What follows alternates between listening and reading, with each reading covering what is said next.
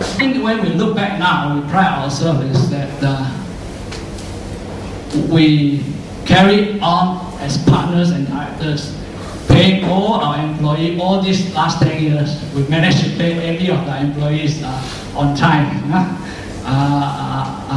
every month. And as entrepreneur, and all of you as entrepreneur and owner of business, you feel the pressure of that. If you're starting a business, people always say that, well, it's great to have your own business. If you have a business that's already making a lot of money without you coming to office, then it's great.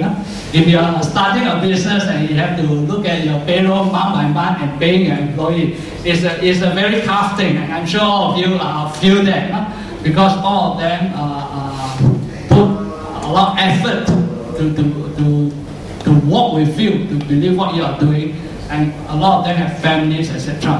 And there's a lot of pressure as an entrepreneur, as a boss, as an owner to make sure that they get their salary. And looking back, that is something that as partners we felt very proud that all these last 10 years, even through the good time, we managed to pay all our staff on time. Even though many of them for many years didn't get increment and didn't get bonuses or increment. And many of these people that started with us since 2001 are still with us now. And it brings back to something as entrepreneur that whatever that you are doing, I think you've got to be very driven, and you've got to be very excited about what you are doing. You've got to be very happy doing what you are doing. Not just for us, of course, they say for us as owners, we hope to make it successful. But for many of our staff, I think that is what kept them was they were excited about what they are doing. They believed in what they are doing. They believe in e-commerce in this case. And they carry on doing and spending time with us, even though we don't pay very well, and they don't get bonuses for many years, or even pay increment. I think that drove them because they enjoy what they're doing and they believe what they're doing. And I think as owner of businesses, I think somehow that aspiration, that motivation have to be passed down to the people that you're working with us, that they share the same aspiration with you. That it's no more just a job that they are doing. And they were very keen to see us as a company succeed. Not us as shareholders, but as a company, as what we do succeed. They were very keen to see Lelong succeed because they feel that they are part of it. And that is a key component of if you are starting a business where it's not so big an organization, if you have 10 people, 10 people, you need to really get them feel a part of what you are doing. Moving on, I put some note of what I should say.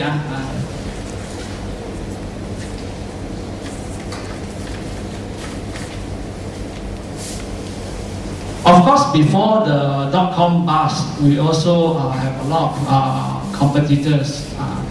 We always say that we are staying power. We lasted, but 2002, 2003. We have a lot of competitors doing the same thing as we do, surfing, if you remember, people like Surfing Banana, Go 2020. Most of them are very well funded. Sometimes when you are too well funded at the too early stage, it can be very good, but sometimes it may not be that good. So when they are very well funded, they actually go out and just spend the money, and of course we were very worried at that time. Now they get a lot of funding and they can do a lot of things. But in the end, we persevere and we prevail in the sense that having that very clear objective of where the market is at that time. I think that is another key point. You've got to be very clear where the market is at that time, and what we can do and what we can't do to change. We felt that at that time, not many people know about e-commerce, not many people know about auction. For for us as a small boy to educate everyone to learn about option is just too expensive for us.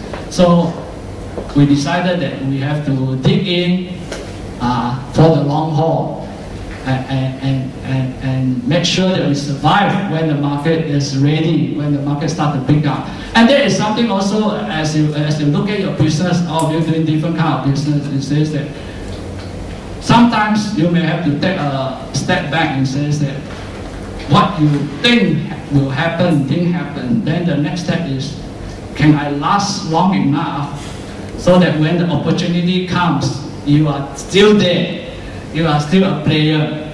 Okay, so we decided that it may take 5 years, 6 years, 7 years. We really don't know when Malaysia e-commerce is going to take off. If you ask me now, I still don't know when Malaysia e-commerce is going to really take off. We are still, we are down 10 years down the road, and we don't see the level of e-commerce that we see in many other countries. So you ask me now, it's going to be another year, another 2 years, another 3 years.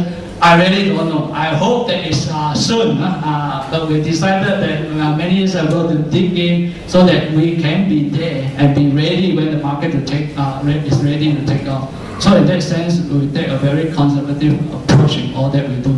Okay? And that is something, if I can give any comments to all of you doing business, is to look at sometimes have to change and adapt to the strategy. As an accountant, of course, early days when I started this business, I said, maybe give myself 3 years. Like all business you do, you are asked to do business plan. They will say first year, second year, third year. By third year, you want to see some profit, right? You want to see business succeed. Any business that doesn't make profit and succeed within 3 years, you close shop. You close shop. That is a typical business. If you ask any accountant, that is very logical. I mean, if you can't make any profit and you ask Siva, after 30 years you cannot, then there's a lot of pressure to terminate, to close.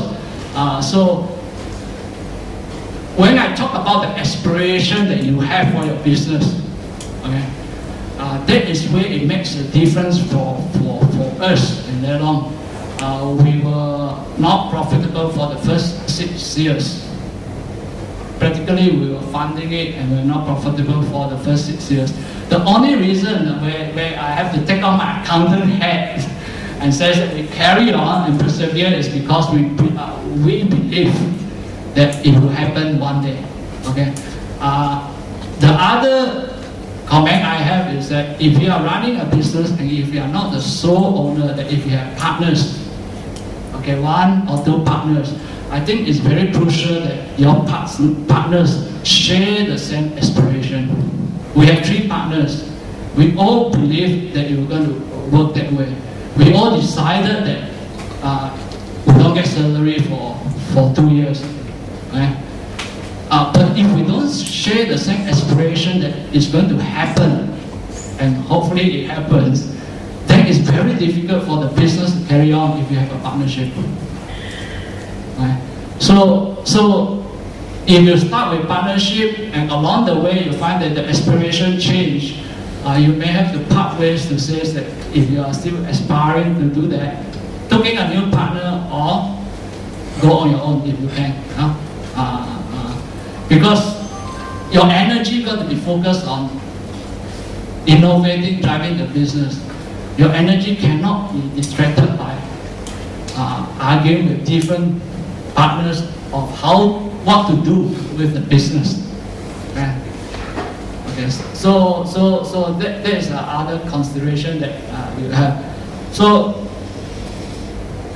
fast forward to 2009. Okay. So in 2009, after many years, we took in another investor, another partner.